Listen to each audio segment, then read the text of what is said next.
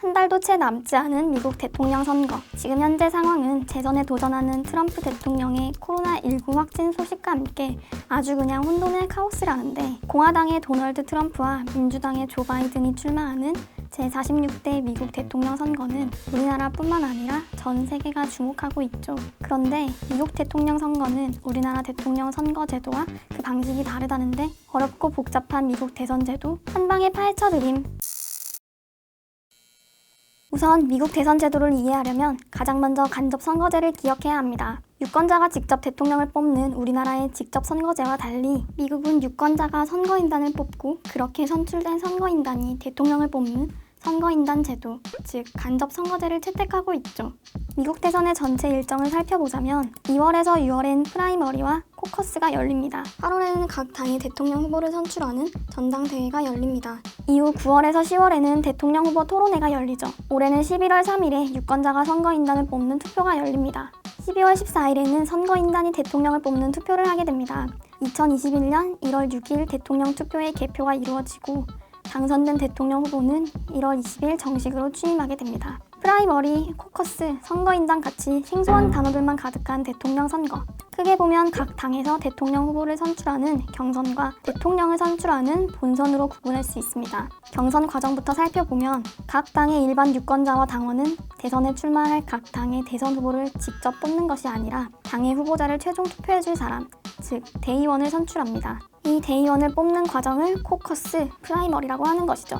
전체 대의원의 4분의 1은 코커스로, 4분의 3은 프라이머리로 선출하게 됩니다. 우선 코커스는 정당에 가입한 당원만 투표할 수 있는 대의원 선출 방식입니다. 전체 선거 일정 중에서 아이오와 주의 코커스가 가장 먼저 열리는데, 이는 미국 대선의 공식 일정이 시작되는 셈이기 때문에 가장 큰 이슈가 되는 지역이죠. 이곳에서 이기면 기선제 압도하고 아직 마음을 못 정한 유권자들에게 관심도 받을 수 있습니다. 프라이머리는 당원이 아닌 일반 시민도 참여하는 대의원 선출 방식입니다. 3월의 첫째 화요일에는 가장 많은 프라이머리가 열려서 이를 슈퍼 화요일이라고 부릅니다. 사실상 이날 대선 후보가 판가름 난다고 볼 수 있죠. 이렇게 선출된 대의원들이 모여 전당대회를 열고 각 당의 대통령 후보를 선출하게 됩니다. 이번 2020년 미국 대선에 공화당 후보엔 도널드 트럼프, 민주당 후보엔 조 바이든이 선출되었습니다. 이제 경선이 끝났으니 본선으로 가야겠죠. 선출된 각 당 대통령 후보는 전국을 돌며 지지를 호소합니다. 11월 3일에는 선거인단 투표가 열리는데, 이들은 국민을 대신해서 투표하는 사람들입니다. 각 주의 주민은 선거인단이 어느 후보한테 투표하면 좋을지 투표합니다. 이 투표는 승자 독식 제도이기 때문에 한 표라도 더 많이 가져간 후보가 해당 주의 선거인단 표를 모두 가져가는 것이죠. 선거인단 숫자는 주별로 인구에 비례해서 정해집니다. 인구가 가장 많은 캘리포니아 주는 55명, 인구가 적은 알래스카는 3명. 그렇기 때문에 후보 입장에서는 선거인단이 많은 지역에서 이기는 것이 중요합니다. 예를 들어 캘리포니아 주에서 바이든과 트럼프를 지지하는 표가 각각 1만 표, 1만 1표라면 캘리포니아 주의 선거인단 55명은 한 표라도 더 얻은 트럼프가 모두 가져가는 것이죠. 각 주의 선거인단을 모두 합치면 총 538명이고 이 중 절반이 넘는 270명 이상의 표를 얻는 후보가 대통령으로 당선되는 것입니다. 하지만 이런 독특한 방식으로 인해 실제로 유권자에게 표를 더 많이 받고도 대통령이 되지 못한 사례가 있습니다.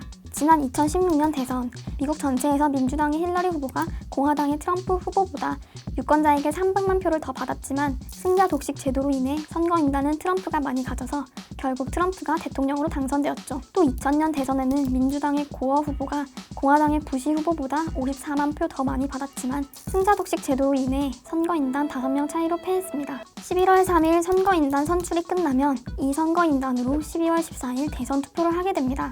어차피 결과는 선거인단 투표에서 모두가 확신하게 되지만요. 여기서 잠깐, 혹시 배신표가 나오지는 않을까? 궁금하신 분들도 있을 텐데요. A 후보가 확보한 주의 선거인단은 모두 A 후보에게 투표를 해야 합니다. 하지만 선거인단에서 B 후보에게 투표하는 배신 투표가 발생할 수도 있습니다. 이런 배신 투표를 막기 위해 애초에 정당에 대한 충성심이 높은 사람을 선거인단으로 지정합니다. 최근 미 연방대법원이 승자 독식 제도를 따르지 않는 선거인단은 처벌할 수 있다고 판단해서 앞으로는 배신표가 잘 나오지 않을 것으로 보입니다. 지난 10월 2일 도널드 트럼프 대통령의 코로나19 확진 판정 이후 트럼프의 지지율이 급속도로 하락했죠.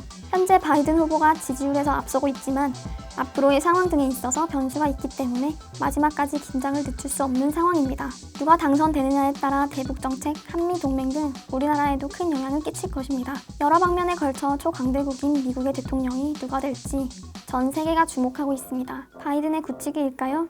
트럼프의 뒤집기일까요?